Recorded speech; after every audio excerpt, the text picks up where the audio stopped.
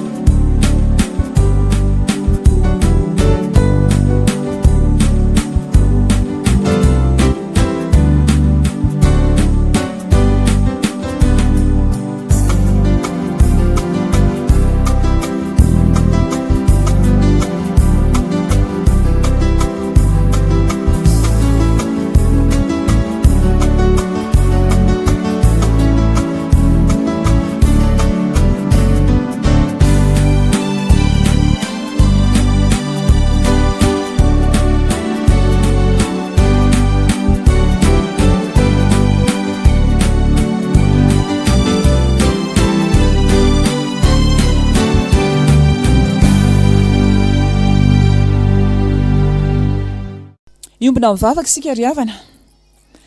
Tena feno fifaliana ny fonay misaotra anao Andriamanitra rainay. Fa mbola afaka manatona anao izay ankehitriny amin'ny alalan'izao fanompoana masina izao. Tena sambatra izahay manana anao. Akaiky anay ianao. Ary aoka ny fanainao masina hiasa ty anatinay mba hahafahanay mahatsapa ny fanatrehanao raha manaraka izao fanompoam-pivavahana izao zahay naiza misy anay. Ary dia andray hery sy hitombo finoana ary azoto hiasa amin'ny tahotra sy ny ovotra koa izahay rehefa manatona anao ankehitriny ary amin'ny fianako avinay rehetra. Tompo, amarino aminay indray ny asa-panavotana izay nitanterahanao teo amin'ny azo fijaliana ka namelanao ny fahotanay rehetra izay fantatrao ireny. Ary inonay fa efa mamela ny eloka ianao tolo-botsitra izany famelan-keloka izay raisinay aminao izany. Koa tolotrainao Tompo ny dera, ny aja, ny voninahitra fa efa nao hatramin'ny taloha izany ary anao mandrakizay. Amen. Petraka ny fiangonana. Ny hira faharoa amby 770 ny andiny voalohany sy faharoa no ataon'ny mpianatra sekoly Alahady rehetra ary eo anatin'izany ny ankizy sy ny tanora. 2 amby 770 ny andiny voalohany sy ny faharoa miara-mitsangana ianareo.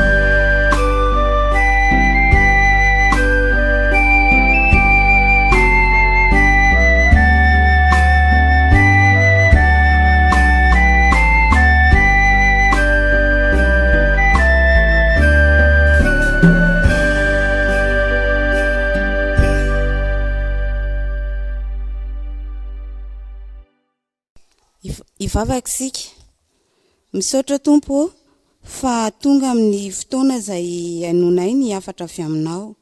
Ko indreto ny sekoly Alahady ny teninao dia mitenena Tompo fa voninkainy ny mpanomponao amin'ny anaranao Jesosy. Amen. Mipetraka isika. Andeha hovakitsika ny filazantsara araka ny Petera voalohany. Petera voalohany toko faharoa ny andiny fafito ambin'ny folo ihany. Petera voalohany toko faharoa ny andiny fafito ambin'ny folo. Amin'ny anaran'i Jesosy, manajany ny olona rehetra, tiavany rahalahy, matahorana Andriamanitra, manajany mpanjaka. Tantarana ankohonana anankiray no andraisantsika afatra androany. Nisy mpivady iray sy ny zanany tao an-tokantrano. Isakariva dia mamy rangaha rehefa avy miasa vao mody. Efa mampalahelo sy feno tahotra ery izy mianaka raha vao manomboka hariva ny andro. Omendreny ny sakafo aingan'ilay zanany dia mivavaka izy mianaka asainy matory. Tsy tapitapitra izay. Dododododododo. Voay aho e. Hoy rangaha. Ny atsambotra ilay zanany. Neny mamindray dada. Aleo fa ho voaiko izy hoy ny reniny fa ianao mandehana matory. Aingana, hoy rangaha nytrerony. Ho avy, hoy ramatoa. Vao nivoha nefa mivaravarana dia nasindrangaha te-hamaina ny vadiny sady nosotomony tamin'ny volony fa ela loatra hoy ny vao namoha azy. Nitomany ramatoa, nikikika mafy. Mifona re rangaha eo. Mba matahorany atahorako re ianao e. Fa izy indray no atahoranao, hoy rangaha. Andriamanitra re, mba matahoran'Andriamanitra ianao, fa aza dia manao fanaim-biby tsisy fiantrana sy fomangoraka toy izao. Za tsy matahotra azy Andriamanitra ao ranga, fa makaleo anara mijery anareo mianaka mivavaka foana, sady vao maika no kapohany ihany ny vadiny. Tao anefitra nefa, tsy nahita tory ilay zaza, sady lasa ny eritreriny fa enony tsara ny ady-hevitra izy mivady. Vao maraina ny andro, raha vao lasa ny asa ny rainy dia nanatona ny reniny izy. Neny fa hoana marina ny hevitra neny, to lasa matahotra an'Andriamanitra indray neny. Tsy vavaka tsony zany tsika, tsy antso ny anarany Andriamanitra tsony, ko neny matahotra azoko. Za nefa mba nieritreritra hoe Andriamanitra sisa ny fantatro fa afaka monjy amin'eny amin'izao herisetra ataony Dada izao. Hoy reniny, fa nga zany avy eto kaiky eto ianao dia nohy tsara fa ambarako anao. Aza tapahana mihitsy dia azonao tsara izay tiako ambara. Andriamanitra anaka tsy hitantsika maso, fa kosa mahitantsika. Malala izay eritreretiny saintsika, mahita izay atao sy alehantsika, na ratsy na tsara ataontsika dia hitany avokoa. Andriamanitra koa tsy tia ratsy Andriamanitra koa maka alahota. Noho izany dia matahotra no hitan'Andriamanitra isika raha manao zavatra ratsy. Izany hoe Andriamanitra mihitsy nge no atahorantsika, dia tsy manao ratsy isika, tsy sa manao ratsy isika. Fantatra moa izany zavatra ratsy izany, ohatra hoe mamono olona, mandainga, mangalatra amin'ny teny ratsy. Azonao ve? Misaotra neny azoko tsara. Matoky neny fa ezaka ho zaza matahotra an'Andriamanitra manomboka izao. Amin'izay rehetra ataoko na atao trano na any an-tsekoly na eny an-dalana. Hosay hiresaka amin'Andriamanitra, azoto hivavaka sy hamaky soratra masina, ary koa angataka amin'Andriamanitra mba anana dada matahotra an'Andriamanitra, dia ilamina tsara tsisy tokorotana tsony atao tranontsika, dia tiako koa raha mba hiara hivavaka amintsika dada. Neny andao mba tenenina amin'ny dada izany sao mba miova ihany izy. Ry mpianatra sekoly Alahady zandrin'i Jesosy Kristy, matahora an'Andriamanitra. Mety matahotra ny mpampianatra ianao raha tsy mahay na mangalatahaka, matahotra ny ray aman-dreny raha maditra, matahotra ny mpampiasa na ny direktera raha diso fidirana na tsy mahavita asa. Fa izao olona toanao daholo ihany ireo atahorana ireo, fa lehibe lavitra no ireo rehetra ireo tokony atahorana dia Andriamanitra. Manaova ny tsara, manaova ny marina, fa dio ny fanao ratsy makalany iota. Ny soratra masina ny vakintsika teo dia misy toetra anankiefatra tian'Andriamanitra ho ataontsika amin'ity androany ity. Dia ny fahaizana manaja ny hafa, ny fatahorana an'Andriamanitra, ny fitiavana ny rahalahy. Ny fitiavana ny rahalahy izany dia ny namana, tsy hoe ny ray tapo ihany fa ny namana eny manodidina eny. Dia ny manaja ny mpanjaka. Tsy ao anatin'ny vanim-potoana amin'ny mpanjaka tsony nefa isika izao, fa iza indray izao mpitondra antsika ny filoham-pirenena. Mbola ao anatin'ny amehana ara-pahasalamana isika izao ambetenin'ny filoham-pirenena no hoe ajao ny geste barrière. Inona daholo ary izany? Manao kasibosy, manaja ny elanelana 2 metatra, manasa tanana amin'ny rano sy savony. Fa raha manao an'ireo tsika dia izao makatony tenin'Andriamanitra izay ndrenesintsika androany manaja ny filoham-pirenena izay mpitondra antsika, fa ny tena tsara indrindra dia miaro antsika amin'ny valanaretina. Andeha ary raha antsika mamaky sy mamerina ilay petera voalohany 2:17 manao hoe manaja ny olona rehetra, tiava ny rahalahy, matahorana Andriamanitra, manaja ny mpanjaka. Dia ho an'Andriamanitra irery ny voninahitra. Amen. Ny hira fa 220 ny andininy fahatelo, 220 ny andininy fahatelo no iraintsika meloman'ny vavaka sy ny famakiana ny soratra masina.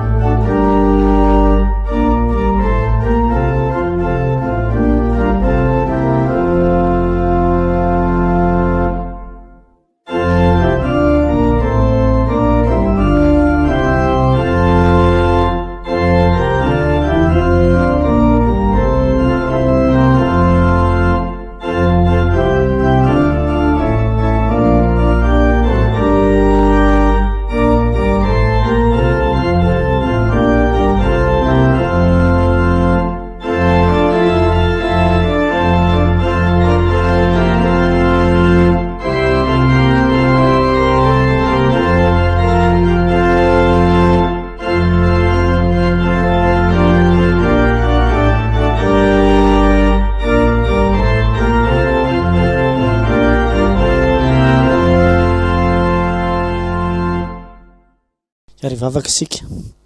Tompo misaotra anao zahay noho izao fotoana izao ahafahanay indray mamaky ny soratra masina voalahatra araka ny perikôpa.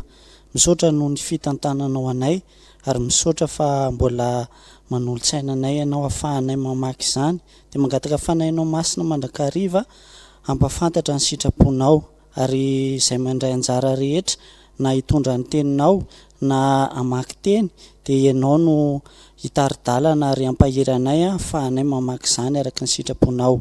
Dia ny voninahitra ho anao rery ihany amin'ny anaran-tsoanao Jesosy. Amen. Iaraka maky ny soratra masina isika izay voalahatra araka ny Eksodosy 20 andininy faha 17 ka hatramin'ny faha 20. Vakina amin'ny anaran'i Jesosy. Ary hoy ny rafozan'i Mosesy taminy, tsy tsara izao zavatra ataonao izao, samy horeraka mihitsy na ianao na izay olona miaraka aminao izao, fa mavesatra aminao loatra izao zavatra izao ka tsy ho zakanao irery ny anao izao. Ary ankehitriny dia maneke ny teniko fa hanoro-hevitra anao aho, ka Andriamanitra ane omba anao, aoka ianao ho alalan'ny olona amin'Andriamanitra mba hitondranao ny teniny amin'Andriamanitra, ary ampianatra azy ny didy sy ny lalàna izay mety hialehany sy ny asa izay mety ataony. Ary mizahay eo amin'ny olona rehetra izay lehilahy mahay sy matahotra an'Andriamanitra dia lehilahy marina izay tsy tia kolikoly, ka manendre mpifehy 10 sy mpifehy 100 sy mpifehy 50 ary mpifehy 10 hifehy azy. Ary aoka ireo no hitsara ny olona mandrakariva, ka ny ady lehibe rehetra no aoka hoentiny aminao, fa ny ady madinidinika rehetra kosa dia aoka tsarainy ihany. Dia ho maivamaivana kokoa aminao izany, ka dia hiara mitondra aminao ireo. Raha anao araka izany zavatra izany ianao, ka ilaza izay didy aminao Andriamanitra, dia hahiratra ianao, ary izao olona rehetra izao koa dia ho tonga soa aman-tsara any amin'ny taniny. Amen. Hotohizana mivaky ny soratra masina ao amin'ny filazantsara no soratany Matio 7:20 ny andininy faha 120 ary etsahatra amin'ny andininy faha 5:30. Amin'ny anaran'i Jesosy dia nanantona Petera ka nanao hoe, Tompoko, impiry moa no hanontany ny rahalahyko amiko ka havelako izy? Hatramin'ny impito fa hoy Jesosy taminy, tsy lazaiko aminao hoe hatramin'ny impito, fa hatramin'ny impito amby 70. Ko amin'izany ny fanjakan'Andriamanitra dia tahaka ny mpanjaka anankiray izay te hidinika amin'ny mpanompony ny amin'ny volany. Ary raha vao nidinika izy dia nisy anankiray nentina teo aminy izay nitrosa talenta iray alina, ary satria tsy manan-kaloha izy dia nasain'ny tompony hamidy sy ny vady aman-janany mba amin'ny fananany rehetra handoavana ny trosa.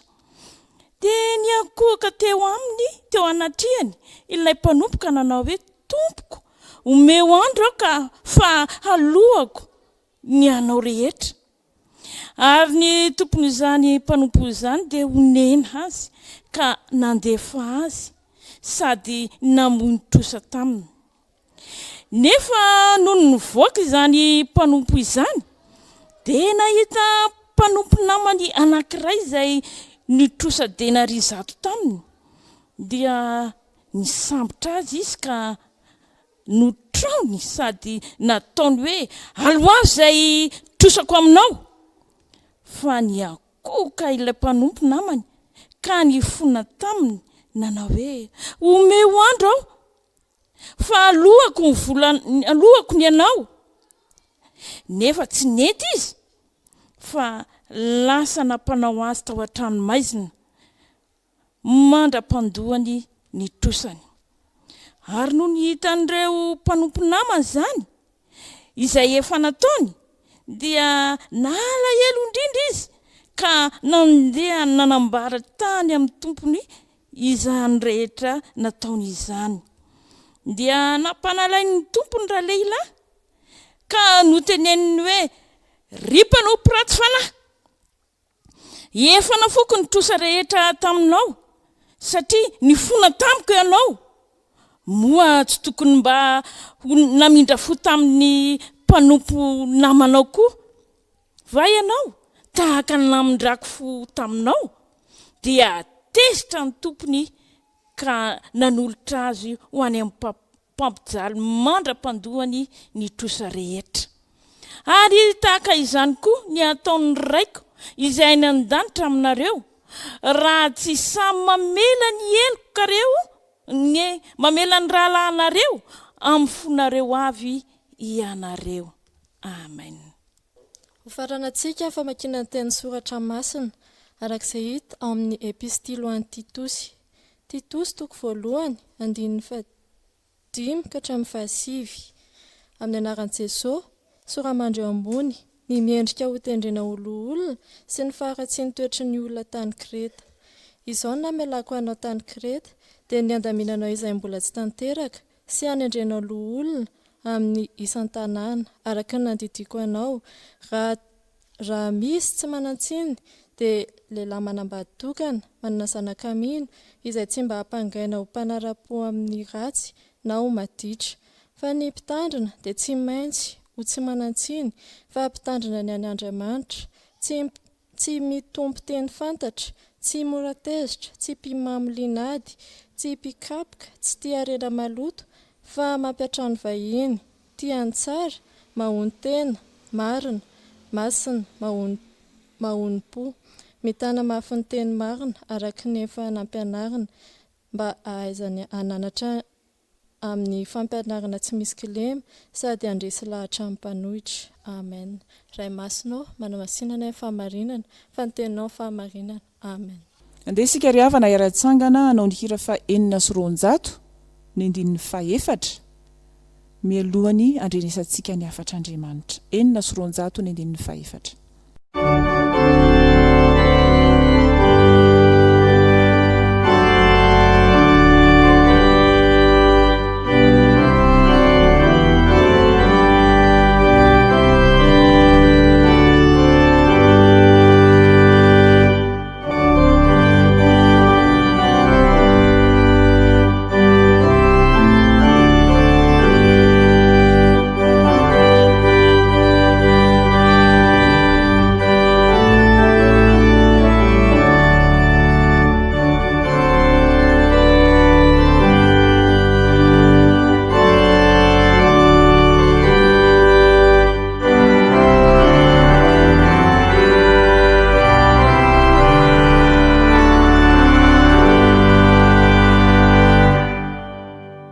Aminao malala an'Andriamanitra ny fahasoavana sy ny fiadanana avy amin'Andriamanitra ray sy Jesosy Kristy tompontsika. Miarabanao natratra ity fotoana ity indray ary miaraba manokana ny mpiasa am-piangonana sika satria andron'izy ireo amin'ity Alahady ity. Ny tenin'Andriamanitra izay hotoriana amintsika ry havako dia ny Titosy toko voalohany ny 5 hatramin'ny 7. Titosy toko voalohany 5 hatramin'ny 7. Ny soramandry dia hoe ny mendrika ho tendrena olona sy ny faharatsy ny toetry ny olona tany Kreta. Paoly apôstôly ry havana no manoratra ary Paoly apôstôly izay manafatra any Titosy zanany amin'ny finoana. Ataony hoe zanany satria tena akaiky azy nefa tena mpiara-miasa aminy koa. I Paoly apôstôly sy Titosy dia niara-ny asa tao Kreta kanefa no niasa samihafa dia napetraka tao Kreta i Titosy ary afatra ho azy izao voasoratra eto izao. Mbola ao anatin'ilay Loha-hevitra sika ry havana malala ny amin'ny hoe miasà amin'ny fahatahorana an'Andriamanitra. Ny voalohany izay hitantsika eto dia ny olona miasa amin'ny fahatahorana an'Andriamanitra dia olony fandaminana.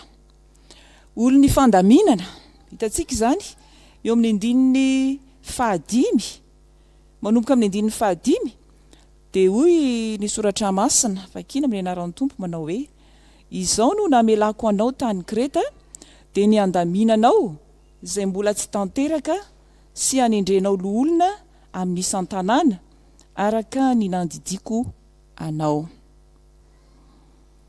Olony fandaminana mandamina ny fiangonana any Kreta. Fa inona moa zava-misy tao amin'izany fiangonana izany?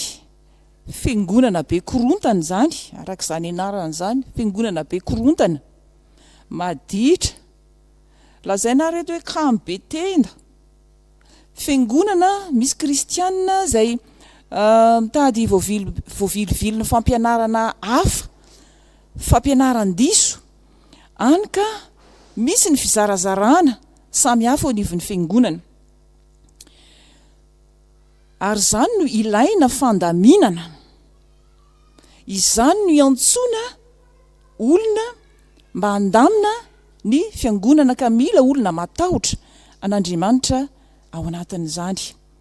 Ny olona matahotra an'Andriamanitra izany dia tsy olona anakorontana, fiangonana fa olona afaka ho ratsan-tanan'Andriamanitra hiasa handamina izany fiangonan'Andriamanitra izany.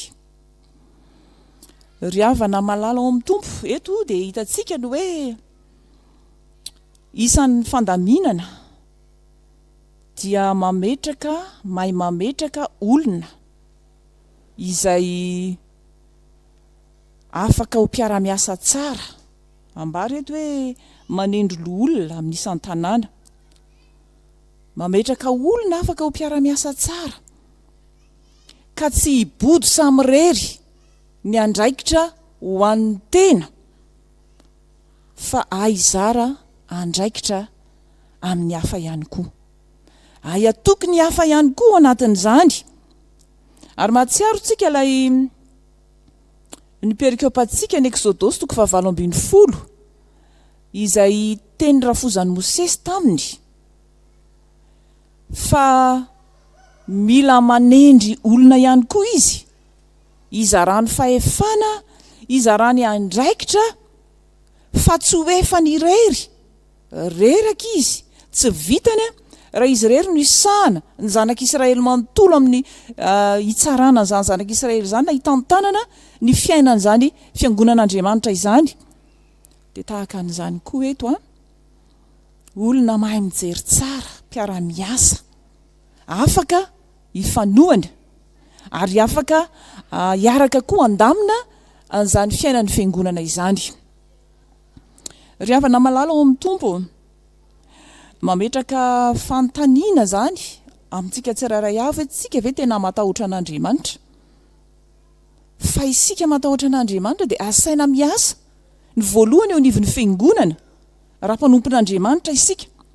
Fa ny fisitsika ve ao anatin'izany fiangonana izany tena mitondra filaminana sa miteraka korontana? Misy mantsy olona rehefa tonga izy any anivon'ny sampanana ny fikambanana, eny aty anivon'ny fiangonana, mety any anaty mpihevitra rana any amin'ny mpandrefana asan'ny Tompo, dia ny anakorotana ihany no fantany. Fa eto izany dia ambara amintsika hoe rehefa manana ny fanahy ny fahatahorana an'Andriamanitra tsika, dia isika mihitsy ny fiasana am-pelantanan'Andriamanitra, hitondra filaminana eo amin'ny fiainan'ny fiangonana. Marina fa samy manana ny herim-ponony, nantanjam-panahy, ny toetra ny tsirairay avy ao anatin'izany fiangonan'Andriamanitra izany. Fa ianao kosa dia takin'ny Tompo tsy ho fiasana anakorontana izany, fa hijery sy hitondra koa ny fahalemen'ny hafa eo amin'ny Tompo, anambara izay sitrapon'Andriamanitra tsara sy joro vavolombelony ao anatin'izany fiainan'ny fiangonana izany. Ianao ve fanontaniana koa hoe ianao ve manaraka tsara ny lamina apetraka ao anatin'izany fiainan'ny fiangonana izany, sa manohitra mandrakariva, fa tian'Andriamanitra ianao mba ho fiasana tsara ao am-pelantanany. Hiara-miasa aminy, fa io Andriamanitra ivavahantsika io dia Andriamanitra ny filaminana, fa tsy Andriamanitra ny fikorontanana, Andriamanitra ny fihavanana, fa tsy Andriamanitra ny korontana. Fa izay hitantsika eto koa ry havana,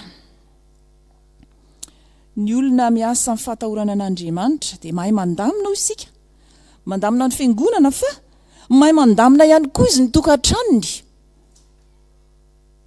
dia milamina ny fifandraisany amin'izany ankohonana izany, ny vady, ny zanaka.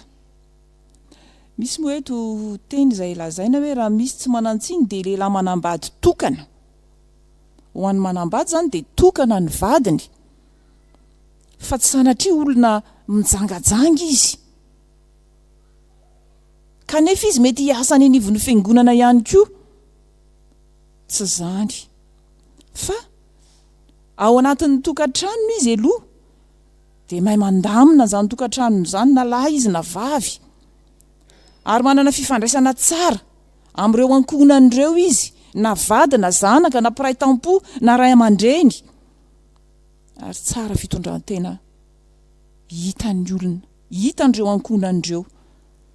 Fa ny ankohonana no karazana fiangonana voalohany izay iasantsika, tsika mpanompon'Andriamanitra izany, ary tsy azontsika hanafenana ny toetra antsika. Any amin'ny fiangonana any indraindray dia mety le olona bonaika, olona mazoto tsara, miasa, tia olona isika, fa rehefa tonga anatin'ny ankohonana ao dia zavatra hafa no toetra antsika.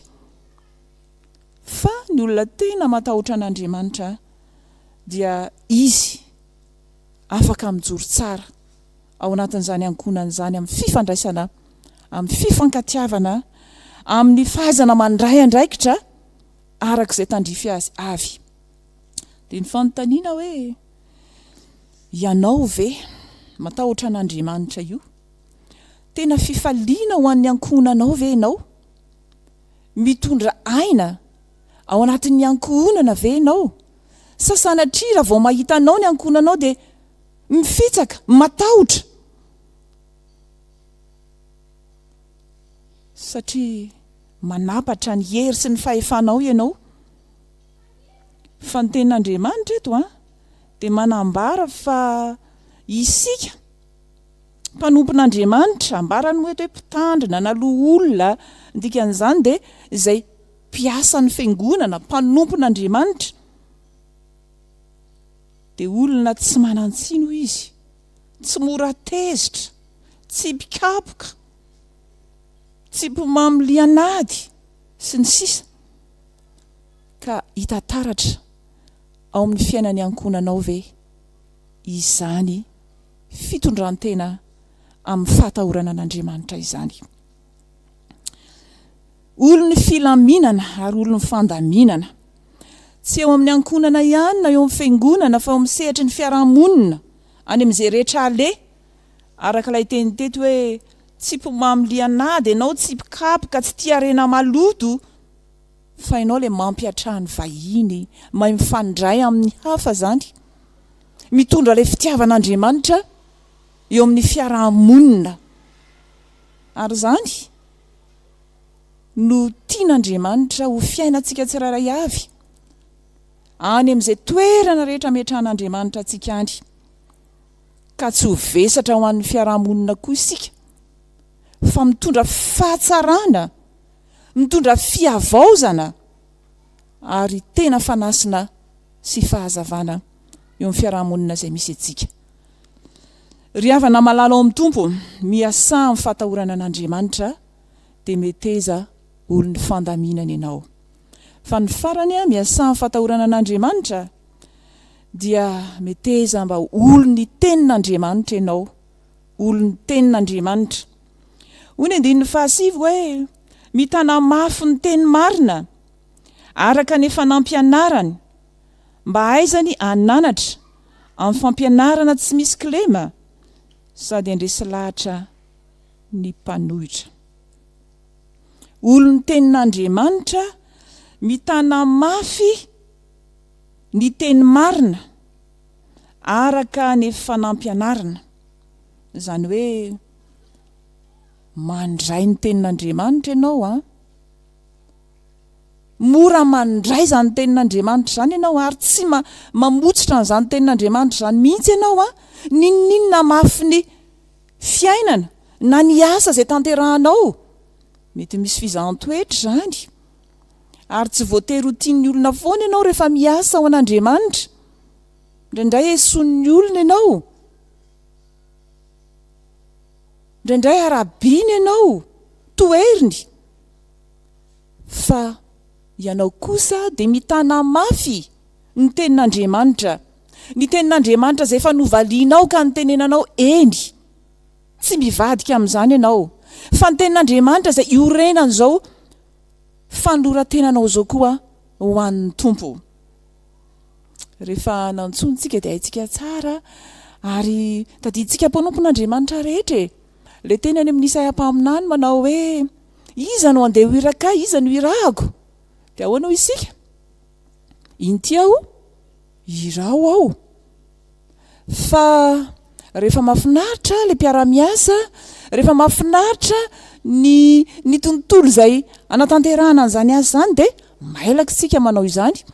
Fa rehefa tonga ny sarotra, indraindray tsy tadiditsika ny tenin'Andriamanitra izay niantso antsika. Dia malaintsika, mihisatra eo sika, tsy mafana fo, ary indraindray manao raina azy amin'ny asan'Andriamanitra isika.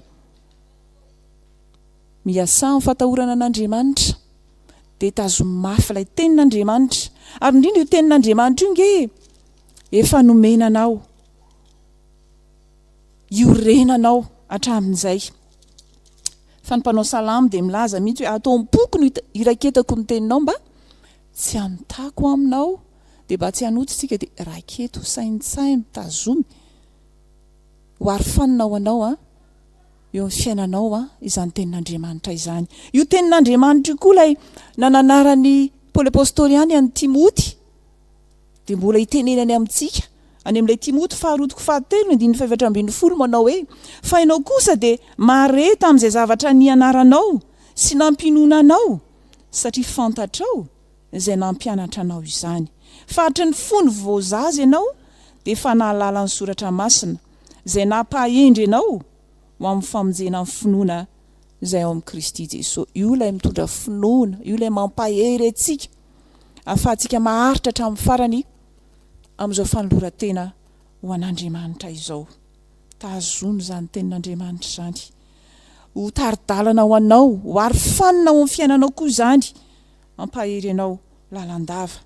Fa io tenin'Andriamanitra io, amin'ny maha-olony tenin'Andriamanitra antsika izay matahotra an'Andriamanitra, tsy manao tao foana arak'izay fisainantsika na ny fidoboky ny fontsika fotsiny.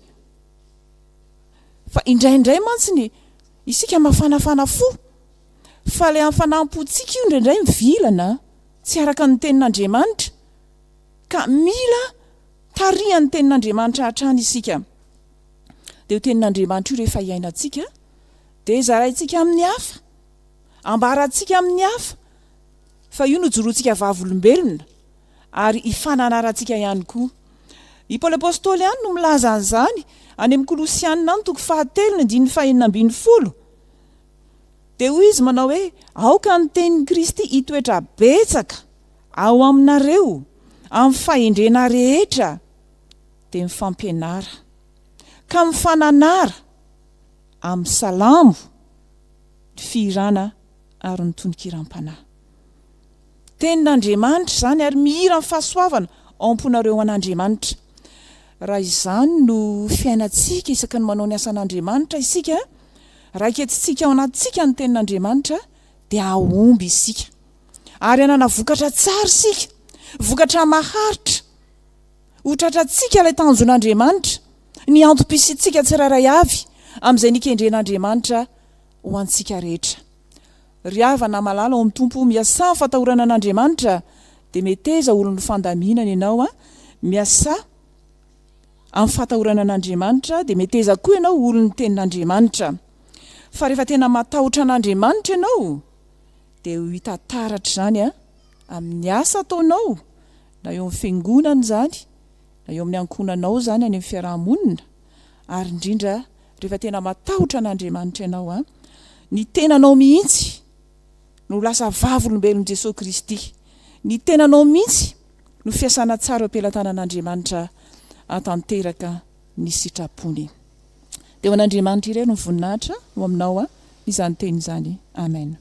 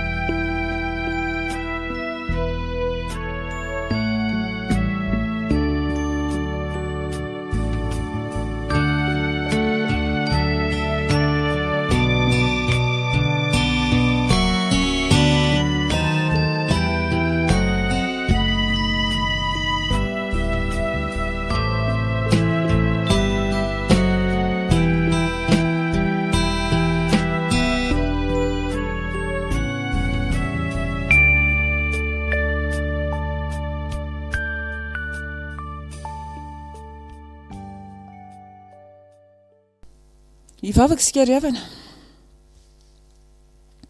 ankasitrahanay feno ianao Andriamanitra, fa mbola nety ianao ny teny taminay tsiraray avy mba hiasanay amin'ny fahatahorana anao, dia mampianatra anay hatrany ianao olon'ny fandaminana, mahay mandamina asa, mahay mizara asa, mahay mitady mpiara-miasa tsara miaraka aminao, satria ianao koa Andriamanitra, na dia hainao sy vitanao aza ny zavatra rehetra, dia niantso anay ianao mba ho mpiara-miasa aminao. Misaotra anao izay Tompo fa nataonao mahatoky dia nitendrenao amin'izany asa masina izany. Jesosy Kristy avaozinay ny fanoloran-tena ho anao, dia amboary izay sy tefeo olona mihitsy araka ny sitraponao, fa fantatray Tompo fa rehefa ianao no manjaka aty anatinay, dia ianao no miasa ao amin'ny fomba fisainanay ao, manavao ny fisainanay, manavao ny toe-ponay, ny mombanay rehetra araka ny teninao, dia mba olo ny teninao tokoa izay Tompo. Ankehitriny koa dia mivavaka izay ho an'ny mpiasam-piangonana rehetra, irinay mba hiasa amin'ny fahatahorana an'Andriamanitra avokoa izy ireo, ka ho fiasana tsara eo am-pelantananao, hitondra ny vahoakanao hiorina tsara amin'ny finoananao Kristy. Mivavaka ihany koa izay ankehitriny ho an'ny mpianatra rehetra, hisaorana anao izay efa nahavita ny fanadinana, apetraka eo am-pelantananao izay mbola tsy nahavita, ianao no hanala izay tsy ankasitrahanao amin'izy ireo, ary hanome fitadidiana, hanome azo tolotsaina endry, hanana ny fahatokinanao koa Andriamanitra.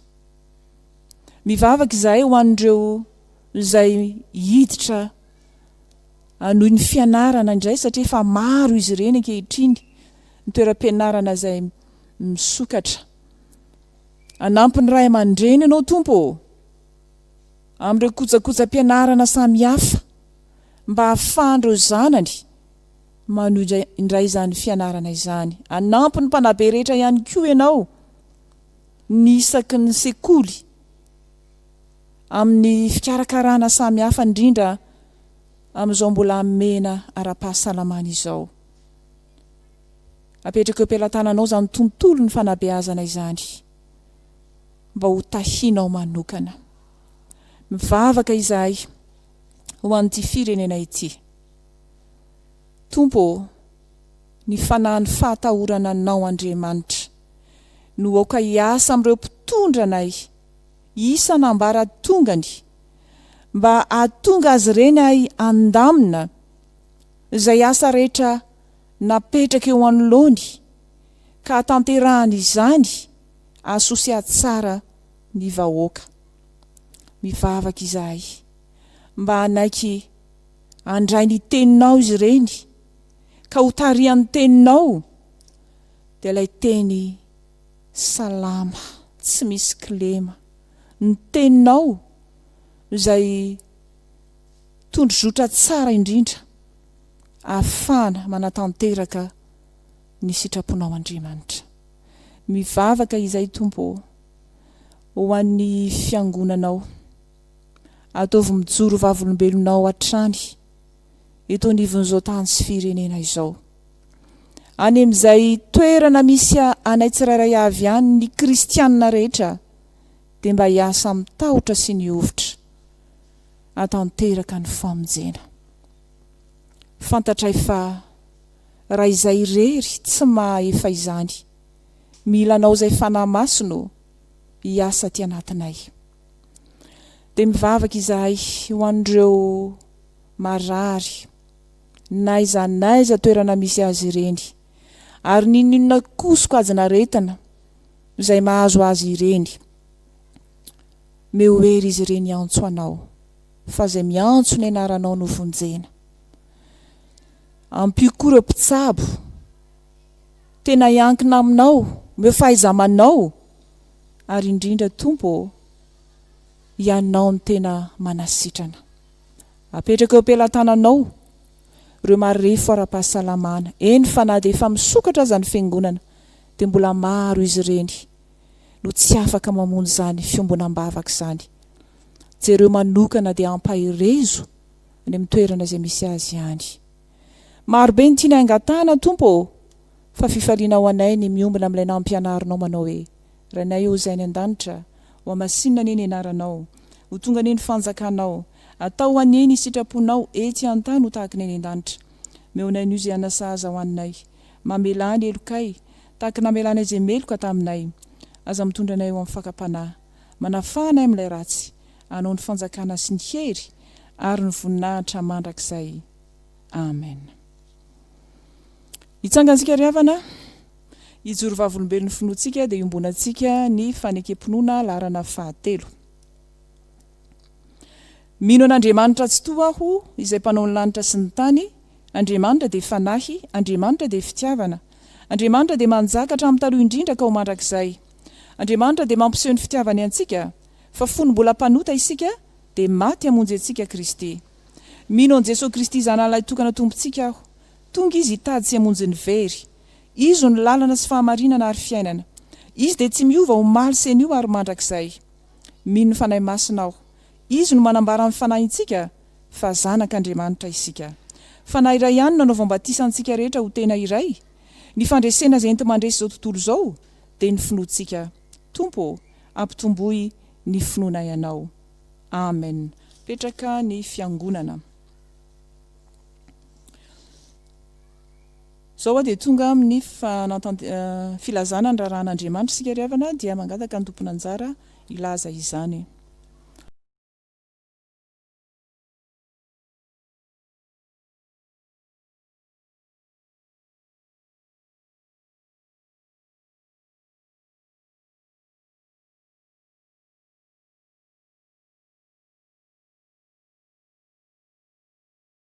Ao anatin'ny fanarana ny raharan'Andriamanitra isika izao ry havana. Hoy ny ten'Andriamanitra ho amintsika rehetra dia nanatona Peteraka nanao taminy hoe: Tompoko, impiry moa no anontany rahalahiko amiko ka avelako izy hatramin'ny impito va? fa hoy Jesosy taminy tsy lazaiko aminao hoe hatramin'ny impito fa hatramin'ny impito amby fitopolo. Dia izany ten'Andriamanitra no raisana avy amin'ny filazan'ny tsara ny sorata amin'ny Mateo 7:1-20 sy 20 zany no iarabanantsika rehetra mpianakavin'ny finoana, indrindra isika manaraka izao fampivavahana tarihan'ny Fjkm Ambohijafy Fanantenana izao ao anatin'ny tambajotra tserasera, manonona ny fiadanan'ny tompo ao amintsika rehetra ary mampafantatra antsika ihany koa fa ity Alahady 20 Septambra ity no anatanterantsika fiangonana Fjkm Ambohijafy Fanantenana ny Aladin'ny mpiasa-piangonana hitondranam-bavaka, ireo mpiasa-piangonana sy ny ankonany avy amin'ny asa fanompoana sy ny fanaovana ny asa mandrara mahakasika ny fiangonana eto amin'ny fiangonana izay misy atsika dia mampahery azy ireo ihany koa isika rehetra. Dia misaotra an'Andriamanitra mandrakarivintsika fa izy no mitantana antsika rehetra ary mampahery antsika fiangonana manontolo, ny sampana sy fikambanana, ny komity, ny atoko-pihira ary isika rehetra izay manaraka izao Fanompoam-Pivavahana izao mba hery hatrany isika amin'ny fitondranam-bavaka izao tontolo izao izay mbola anatin'ny ady amin'ny valanaretina toy izany ihany koa isika eto Madagasikara izay mbola anatin'ny amiana ara-pahasalamana dia mitondram-bavaka ny mpitondra fanjakana, mitondram-bavaka isika amin'ny mpitondra fivavahana sy ny fiangonana manontolo ny vahoaka rehetra dia mampahery antsika rehetra hivavaka tsy hitsahatra ao anatin'izany rehetra izany dia ho an'Andriamanitra ny voninahitra. Anatanteraka ny rakitra isika, ny firana fanampiny 50 no iraintsika anaovantsika izany rakitra izany ary ataontsika ho fanampiana ihany koa fanohanana ireo mpiasa-piangonana izany.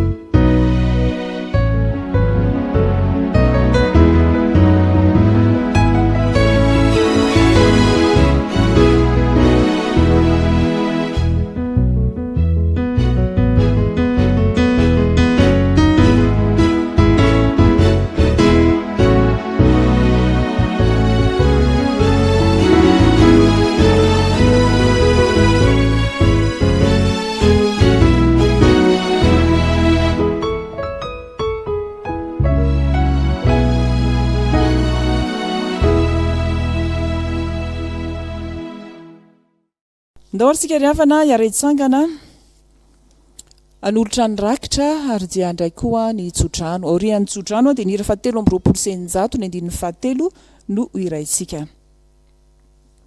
Vavaka isika. Lehibe ny fitiavanao anay Andriamanitro. Na dia ao anatin'izao amiana ara-pahasalamana izao aza dia fantatra efa mitahy anay hatrany ianao.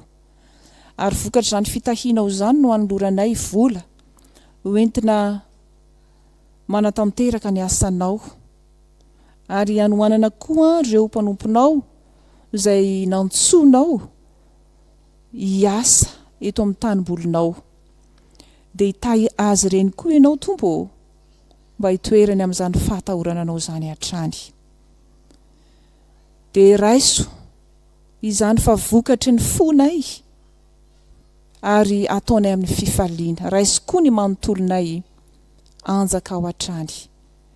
Fa raha andeha indray izahay hiatrika ity herinandro vaovao ity dia tanterao amin'ny tsiraray avy isam-batan'olona ny tsodrano izay tononona sy atolotra amin'ny finoana. Mitahy anao ny Tompo ka miaro anao, mampamirapiratra ny tavany aminao ny Tompo ka mamindra fo aminao, manandratra ny tavany aminao ny Tompo ka manome anao ny fiadanany. Amen.